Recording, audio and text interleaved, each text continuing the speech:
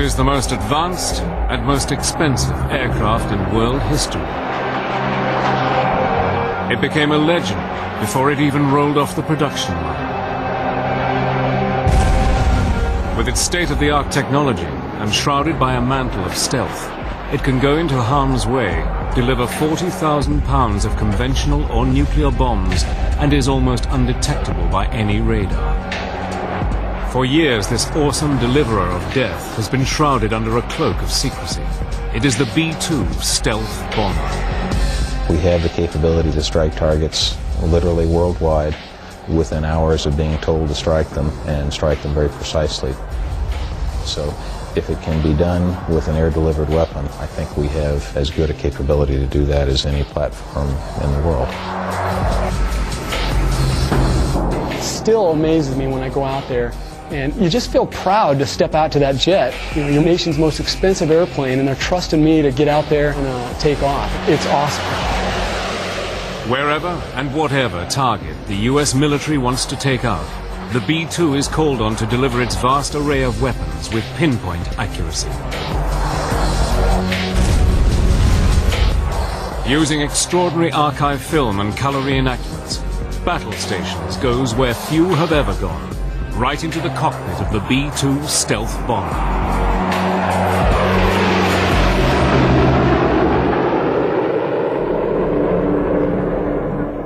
On a cold spring morning on March the 24th, 1999, in the skies over Yugoslavia, two B-2 stealth bombers are about to penetrate enemy airspace for the first time. Early on, we weren't sure. What the enemy was capable of seeing or anything like that. In fact, the first night of Operation Allied Force, as the airplanes are flying into Serbia, there was a MiG engagement with an F-15 directly below the airplane. And it turns out the MiG had no idea that the B-2s were directly overhead. And hearing that report just started to really quickly build the confidence in stealth technology. In the cockpits, the two-man crew are entering their 14th hour of continuous flying. Having refueled over the Mediterranean Sea, they move into stealth mode, and the sleek shapes of the B-2s vanish into the night sky. On the way there, you're not so much nervous as you are anticipating what you're about to go through, but you're also taking advantage of the time that you have to prepare yourself to do it well. And so you spend time studying imagery and studying the targets and familiarizing yourself with where the threats might be. The two B-2s separate, one above the other, and climbing to combat altitude, begin their carefully choreographed bomb runs. The B-2 pilots have no chaff, no flares, no high-speed afterburner, and no missiles to fire back. They have only one thing to protect them: their stealth. Normally on a training mission, when we're just simulating the release of weapons, we don't open the weapons bay doors. Obviously on a combat mission, when you're dropping weapons out, the doors do come open. And so there's drag on the airplane, there's noise on the airplane. There's a clunk when the weapon falls off the airplane. High over the target area, the aircraft shudders as weapons shoot out from the twin rotary launchers in the bomb bay of each B-2. The most unique aspect of it, which really kind of gave me the sense of, hey, this is for real, is my first release when the weapons started to come out and you felt the weapons dropping and being discharged from the airplane. That's when the hairs on the back of my neck just started to kind of raise, and I realized, hey, this is for real. 16 classified targets, 16 direct hits. At the B-2's home base in Missouri, anxious commanders scan the teletype machine for confirmation of the raid. Suddenly there is a text: Darth 0, 1 and 2. Clean and green. The B-2s are safe and heading for home. In the final year of the 20th century, the flying wing had come of age and gone into battle. But nearly 100 years earlier, men had dreamed that the flying wing was the future of flight and the future of war. But it wasn't until the early 1930s that the dream became a reality when two young brothers, Reimer and Walter Horten, first began to design wings for the new Nazi regime in Germany. The Horten brothers were very interested in highly efficient gliders. And it's not such a great leap of imagination to realize that the most efficient form for any flying machine is just a pure wing. With the outbreak of World War II in 1939, the Horten brothers continued their groundbreaking work under a shroud of secrecy. By 1941, they were exploring the use of a transport wing to help in the planned invasion of Britain. At the same time, another German, Alexander Lippich, was working on his own wing design, when in late 1941 his Me-163 Comet crossed the 600-mile-per-hour barrier for the first time. The potential of rocket power, combined with a flying wing design, would change aviation history. Meanwhile, the Horten brothers had gone down another path. By 1942, they were working on a 61-feet wingspan aircraft called the H-09. It would be powered by the Junkers turbojet engine that would be fitted to the Me-262. The Horten No. 9 was the pinnacle of the brothers' development of the flying wing. And the prototype achieved a speed of something like 500 miles an hour. They had clearly demonstrated that you could build a vehicle with jet engines, that you could fly it, that it had very high speed potential, and so they had really validated the concept. Another of Reimer Horten's designs was the HO-229. Built of wood, and with its engines housed in the wings, with their exhausts vented on the top of the wing, this aircraft would have been extremely difficult to detect. Also, if it could have flown, it would have had a top speed of 620 miles per hour, the fastest aircraft in World War II. But while the Germans were developing their wings, a 40-year-old American aircraft designer called Jack Northrop was quietly working on a flying wing design of his own. Jack had been dreaming about flying wings since the 1920s, and had long held the belief that the way to success in wing design was by reducing the drag created by a tail and fuselage. Northrop's idea was, first of all, to minimize the tail and the fuselage, and then, as a last step, to get rid of the tail altogether. So he went through a whole series of smaller steps in order to achieve the all-wing configuration. In December 1942, his N1M flying wing took to the air. And over the next few years, more and more of his designs were being refined and tested. But by May 1945, the long and bitter struggle to defeat Nazi Germany was over. Its industrial and technological centers lay in ruins, along with its dreams of a flying wing aircraft. But Jack Northrop was convinced that where the Germans had failed, his wing would become the greatest aircraft in the world. All he would need was the raw power to do it.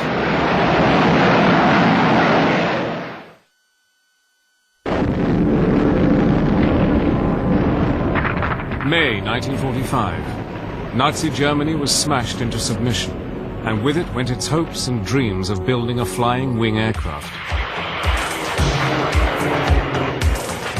But while post-war America continued to build conventional aircraft such as the B-29, one man pursued his vision.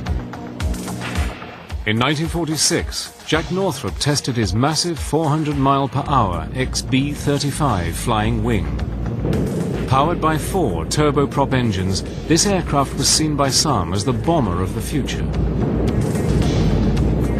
This was where Northrop's vision really started to take shape, because the XB-35 had a wingspan of about 60 meters.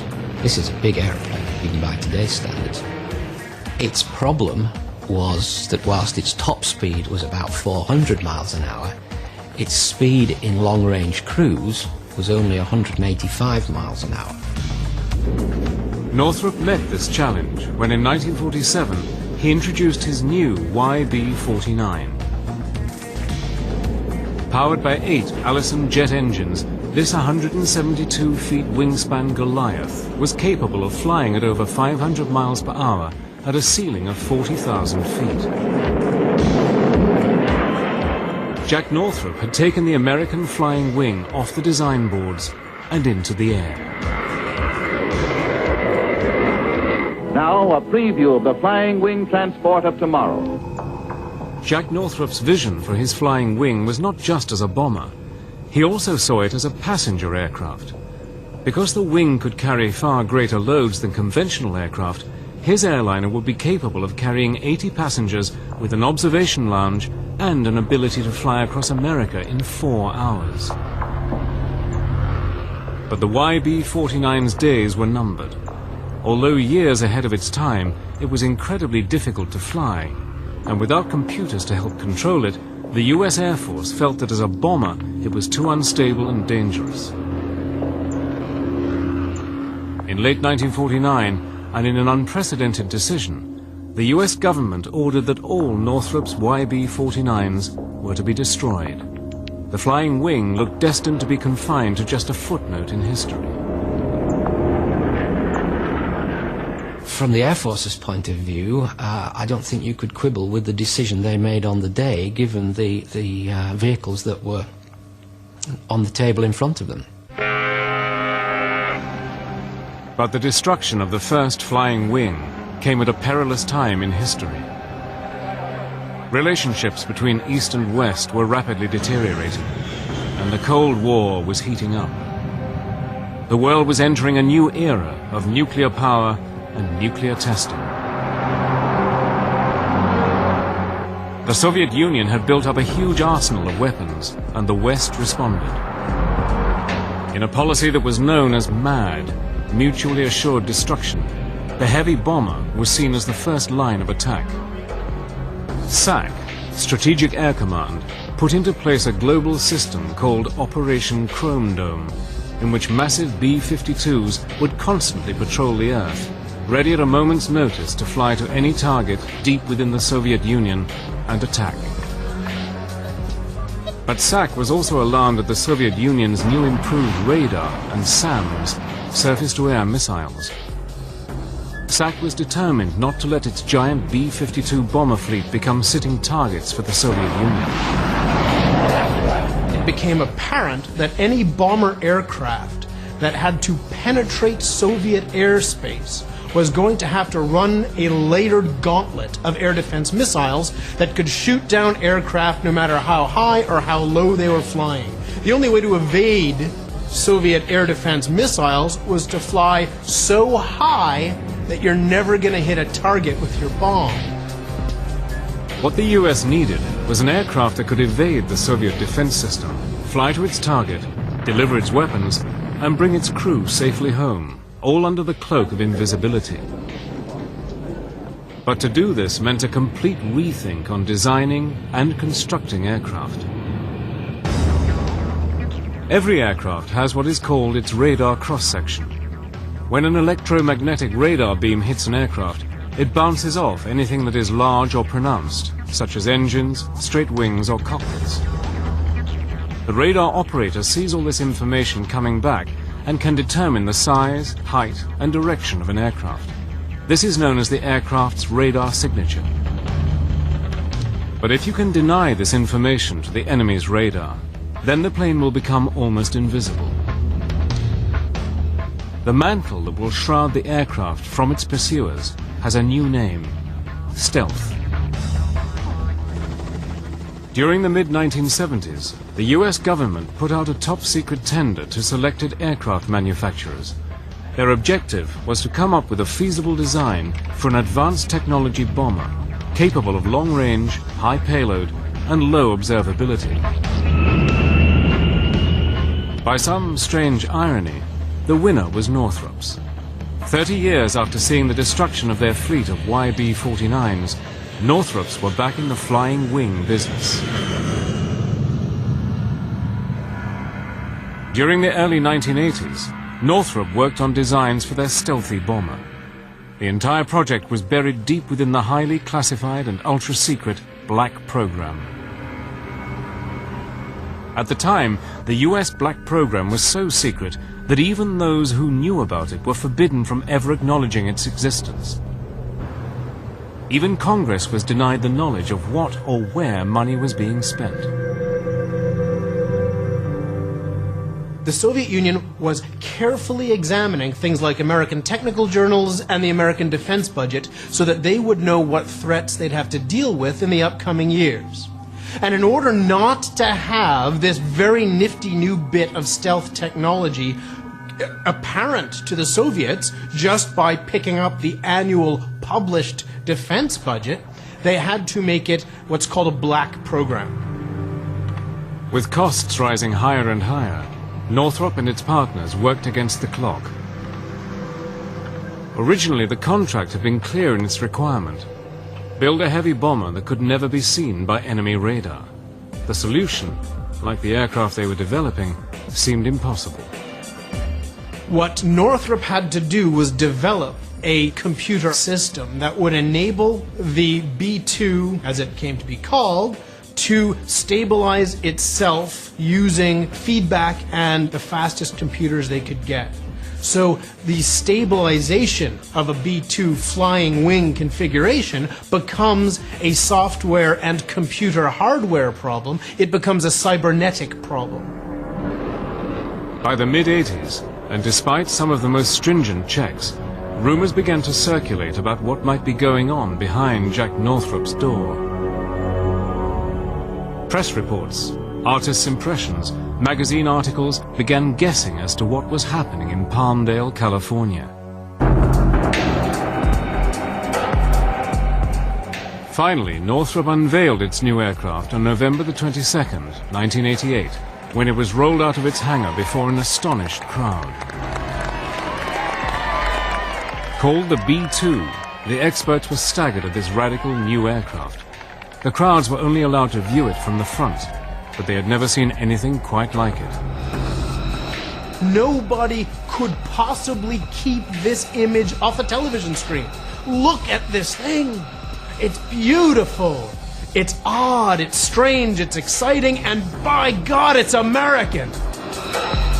But even as it rolled out of the hangar, time was running against the B-2. The Soviet Union seemed to be crumbling, and with it, the need for an intercontinental bomber. The world was changing, with peace being threatened by terrorist-driven regimes. It appeared that the need for a 21st century heavy stealth bomber might be consigned to the garbage can. On November the 22nd, 1988, the Northrop Corporation staggered the world when it unveiled its B-2 stealth bomber. After years of working behind a complete screen of secrecy, the team of visionaries at Northrop had rewritten the rules of aircraft design. The technological array was awesome, with over 130 onboard computers controlling every element of the aircraft. The B-2 was light years ahead of anything yet built. A variety of techniques were combined to make this aircraft almost invisible to radar. Its smooth surface and shape consists of curves, yet they are not consistently identical. The aircraft appears to continually change shape from whatever angle it is viewed, thereby confusing the radar, and whatever beams lock onto it are either reflected into outer space or are reduced and dissipated. Coated with RAM, radar-absorbent materials such as carbon fiber composites and top-secret reflective paint further reduces its detection from the enemy. Finally, its electronic countermeasures, such as jamming an enemy's radar, makes this aircraft almost undetectable. In fact, the B-2's radar cross-section is 1,000 times less than that of the B-52. If you take a really big aircraft, but make it essentially really flat, then when radar looks at it, instead of seeing a big round thing flying towards them, it'll just have a sort of pancake. It's like seeing the edge of a knife. When the B-2 made its maiden flight on July the 17th, 1989, it flew every bit as good as it looked. The B-2 has a 172-foot wingspan, is 69 feet long and 17 feet high. Weighing in at nearly 154,000 pounds empty and 375,000 loaded, it is a monster. Approximately 80% of its structure is made of carbon fiber composite, lighter than aluminium, stronger than steel. Its 4 low-noise General Electric F118 engines each provide almost 19,000 pounds of thrust. They have special exhaust vents on the top of the wings, which, when its hot gases are mixed with cooler air, make it almost undetectable to heat-seeking sounds. With a top speed of about 680 miles per hour and a service ceiling of 50,000 feet, this massive aircraft can also fly approximately 6,000 miles without refueling. No target anywhere in the world is safe from its weapon. And the amount of weapons it can carry is awesome. 40,000 pounds of conventional, laser-guided or nuclear bombs and missiles. The airplane can carry a variety of weapons, almost anything in the Air Force inventory. Our primary weapons, though, are the guided munitions. Our bread and butter is the GPS-aided JDAM, the Joint Direct Attack Munition. We can carry that in several flavors. The 2,000 pound is the most common. We do have the 5,000 pound GPS-aided munition. We have a few of those left, and we're getting some more. And we can carry some standoff guided munitions, the Joint Standoff Weapon, the JSOW. By the 1990s, the top-secret B-2 began to enter service, but it would take on a completely different role than planned as an answer to Soviet aggression. The Soviet Union finally crumbled in December 1991, and with the collapse of the Iron Curtain, the new B-2 had an uncertain future. Originally, 132 B-2s were to have been built, but Congress wanted cutbacks, and with the B-2 costing almost $2 billion each, something had to go. It was decided that only 21 B-2s would be built. The B-2 is designed to penetrate the airspace of the Soviet Union undetected. Once the Soviet Union is no longer there, you don't need a big fleet of bombers designed to deliver nuclear weapons to a state that doesn't exist anymore. As the B-2s began to come off the production line, with them came a new breed of aviator. Based at Whiteman Air Force Base in Missouri, the B-2 squadrons became home and schoolhouse for all crews who would fly the very latest in bomber technology. But the first hurdle many must cross is the initial impression of this secret aircraft. Just the shape of the airframe, the glass cockpit, the displays, and the amazing contributions that some very smart engineers made to make that plane possible. And just looking at it fly was pretty amazing. It's just an incredible marvel to see something of such an unorthodox shape. It's almost an eerie sense of awe that you get when you see that aircraft flying. And I hear this kind of high-pitched whistling sound, and I stop and I kind of drive closer to the flight line there, and out of like the shadows around the corner of those docks, I just see lights flashing.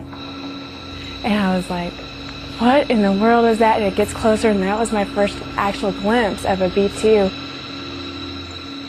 At the Air Force Academy, I'd seen flyovers, but nothing like that, and not that feeling like I have arrived. It was pretty cool.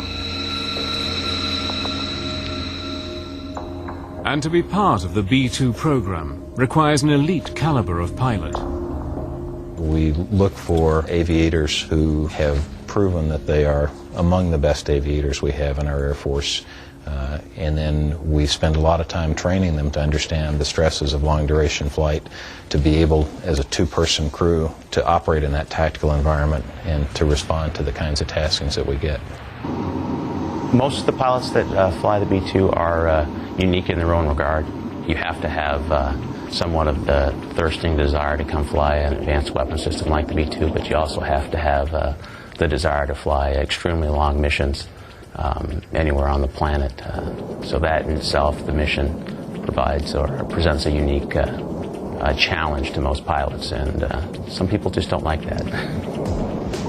Every potential B-2 pilot who is selected is vetted and tested before he or she can get behind the controls of this highly secret aircraft. With over 130 computers on board, only the best of the best fit the bill. The B-2 is a very intellectual airplane. It's a very brainy airplane. So you have to be really good at remembering what page in the computer everything is on. So if I want to change this, where do I go in the computer to change it? B-2 training is longer than a lot of other aircraft. Now, most of us come from other airplanes. I came from a fighter. We've got guys here from cargo planes and tankers and trainers and other bombers. But really what the training is melding all of that experience into now how do you employ a low observable stealth aircraft that happens to, oh by the way, cost $2 billion. With the price in mind, a large part of the training involves the use of the simulator, or sims. The student spends months getting to grips with this top-secret copy of a B-2 cockpit, learning every computer program, knob, button and switch before they're allowed to fly the most classified, sophisticated and expensive aircraft in the world. Obviously this airplane is possible because of the computer technologies developed in the late 70s and early 80s. But the computers are only as good as the operators.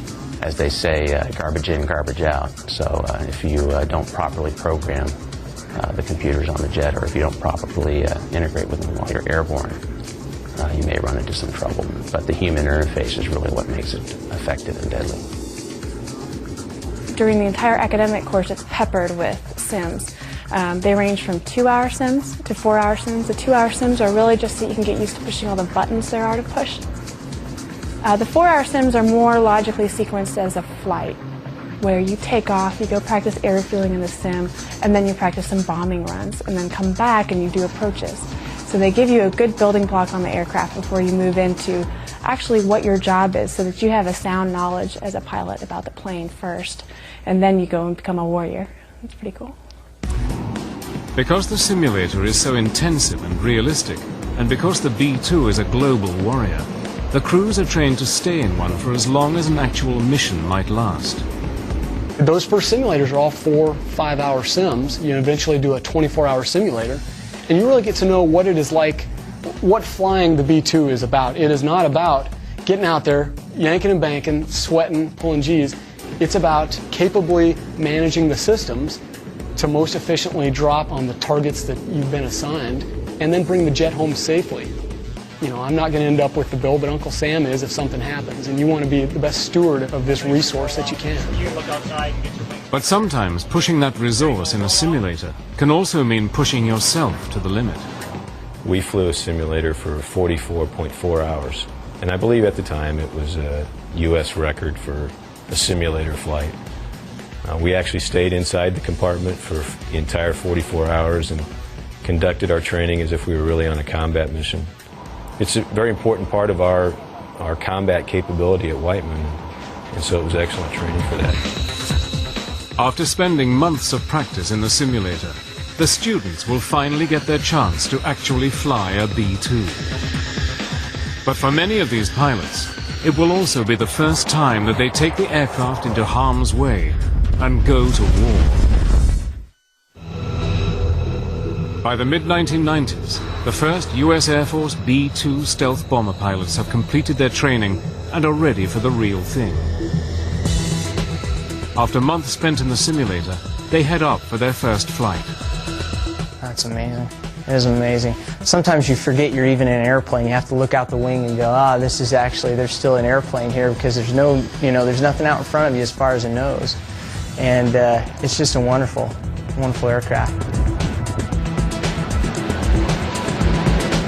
It's truly an awesome experience when you get the rumble of the engines as you're going down the runway and you rotate that initial liftoff. It's almost like sailing on a carpet, just ultra smooth and just simply amazing and interesting. And you take off and you're sitting in a cockpit, but you look over in formation, you're like, man, that guy looks cool. And you're like, wait a second, I must look the same way. It was just awesome. It's a different aircraft. The F-15, I equate that to a Corvette or a Porsche. You're pulling G's. It's all about aggressive maneuvering, trying to get gun on or get missiles on to your adversary. And the B-2 I'll equate more to like a Cadillac or a Lexus. It's very smooth, but it has incredible systems, incredible capabilities. Those that do graduate to the flight deck of a B-2 know that they have achieved something that very few people in the world can aspire to.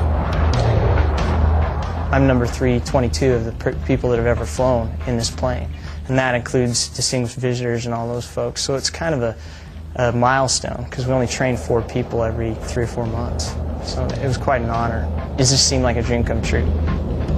I think what makes the best B-2 pilot around here is a sense of teamwork, because I can't go out there and do the job by myself. A 36-hour combat mission, you cannot do it by yourself physically. It's nearly impossible. There's got to be a guy out there that I trust. You know, the guys here are really the cream of the crop.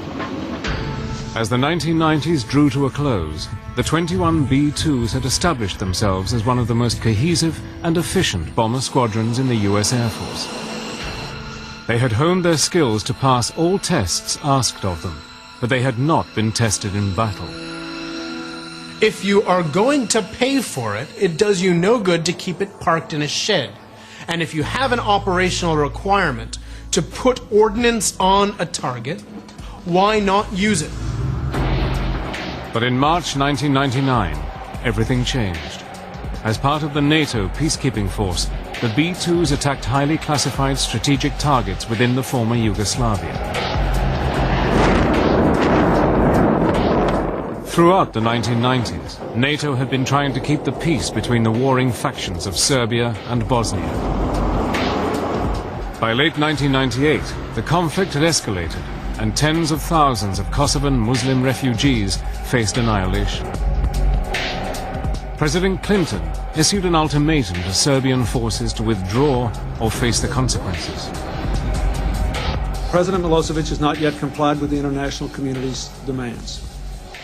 Given his intransigence, the 16 members of NATO have just voted to give our military commanders the authority to carry out airstrikes against Serbia.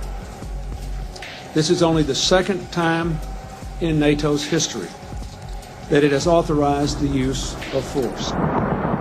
The Serbs rejected the ultimatum, and Operation Allied Force began. To halt the fighting, targets were chosen that had either military or communication significance.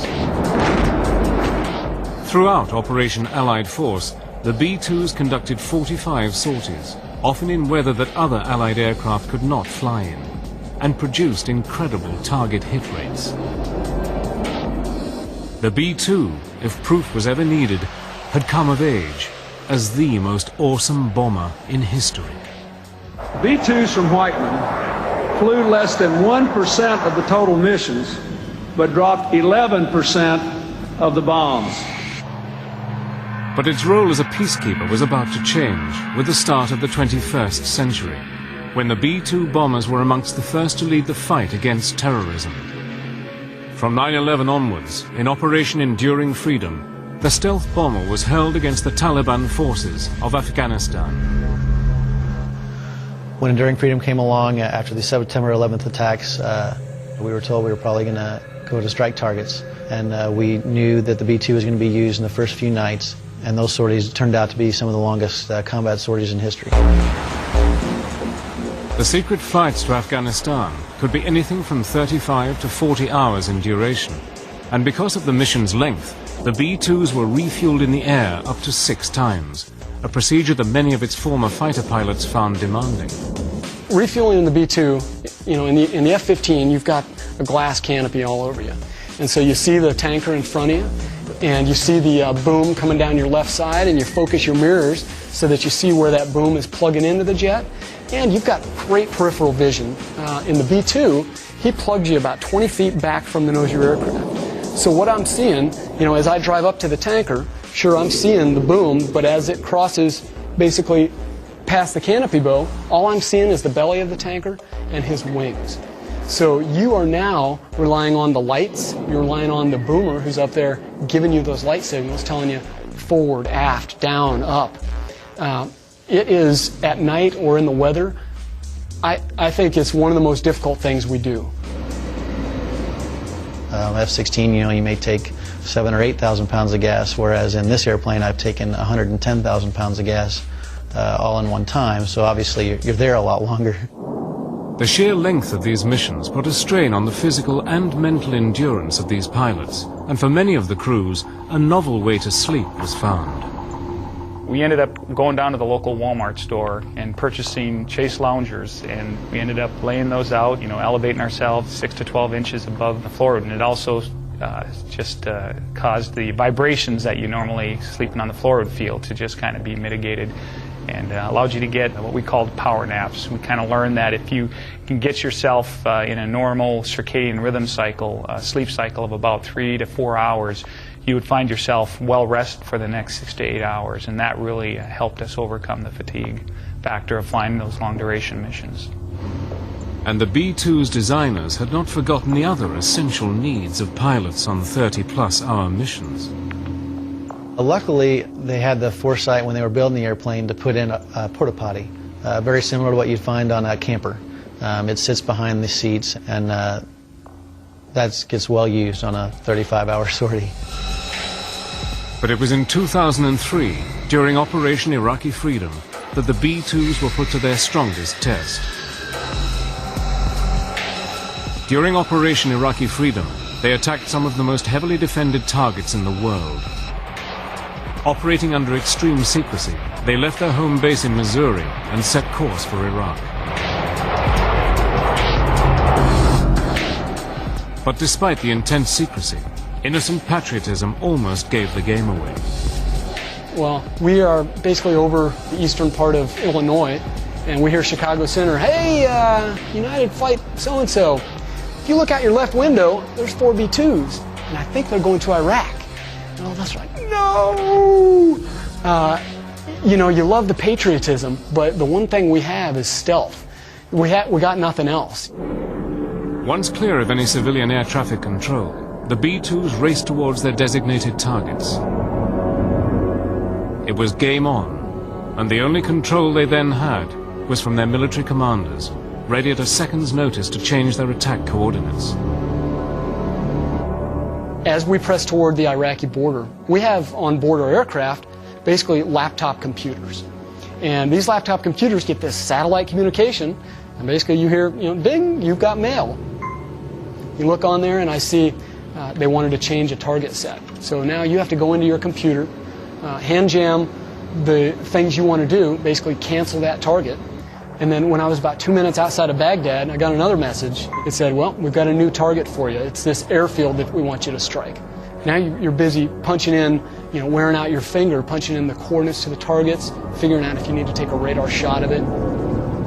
But for all their high-tech weaponry systems, the final run to the target for these B-2 pilots was the same as for any warrior going into battle.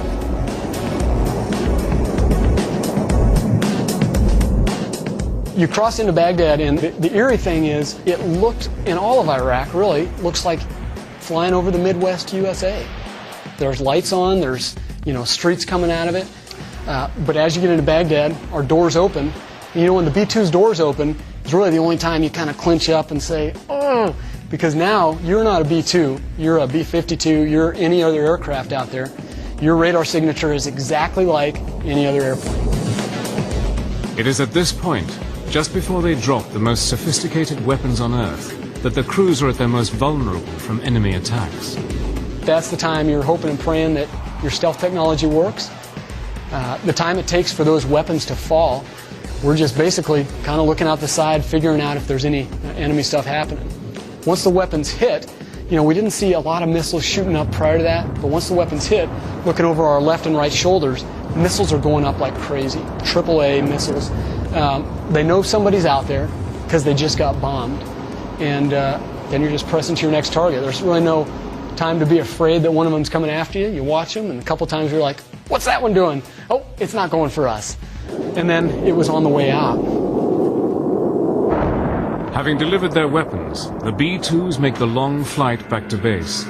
Now in their 20th hour of continuous flying, the pilots look forward to one sound that makes it all worthwhile.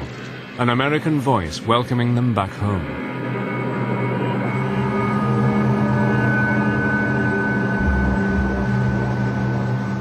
I'll tell you the greatest sound I think my ears will ever hear. We were about 150 miles or 200 miles off the coast of New York. And across the radio, after all day hearing foreign controllers, we hear, "Stealth 3-1, is that you? This New York Center." And we're like, "Oh!" You know, somebody who likes us, somebody who's friendly to us. You know, we're home. So we asked Center if we could be vectored over Manhattan, basically over the site of the World Trade Center, Statue of Liberty. And what an awesome sight. And I'll tell you right now, I've got goosebumps right now thinking about it. Looking down our wings at our stealth bombers in formation there over New York Center at the site of a tragedy from a couple years prior, knowing that you've been sent out by your nation to do something. You went out and did your best. You took care of the job you were at least asked to do. And now you're back on friendly soil. In today's modern digital battlefield, all units can be controlled and directed from a central area or command post. From anywhere in the world, military planners can see an overview of a fast-changing scenario, and at a moment's notice, a target can be changed. A new course set into the computers, and weapons headings and destinations changed at the click of a computer key. At the forefront of this technology is the B-2. It's actually leading edge, and we now have the capability of doing secret or TS, essentially Microsoft email in the aircraft, as well as global worldwide communications with the voice SAT systems. It's unique. Included within this digital battlefield is the B-2's capability as a nuclear strike platform, a responsibility that the B-2 crews are acutely aware of. We don't fly around on our training missions with real nuclear weapons on board. We just don't do that for surety and safety reasons. But we train to that capability, and there's a big difference between operating with conventional weapons and nuclear weapons. I'd say for all the B-2 pilots, that's the last thing you hope for, is a sortie to go drop nuclear weapons. Really, you want to be trained in it, but you want to be so well trained that the enemy knows you'll use them, and so you never have to use them. The B-2 is the cutting edge of technological warfare. Its ability to use stealth and its enormous range to reach any target unchallenged is second to none. In a network-enabled world, having a platform with that longer range, that is that hard to detect, and that can deliver a precision-guided munition onto a target, can be a nice golf club to have in the golf bag. So certain of its contribution to modern conflicts, the US Air Force has the B-2 on its books until 2040. A belief that this 21st century warrior will be more than capable of delivering weapons of the future against enemies not yet known. There are weapons that haven't even been envisioned yet that I'm sure we'll be able to carry on this airplane 20 years from now. I think the things that you'll hear in 2040, if that's the date of the announcement of what it did when it lived, has yet to be written. Every day I go out there and fly it, it's a challenge. And sometimes I just have to sit back and go, wow, I can't believe I'm flying a B-2. Because you're just busy and you're having a good time. It's a wonderful, wonderful job. I'd pay to do this.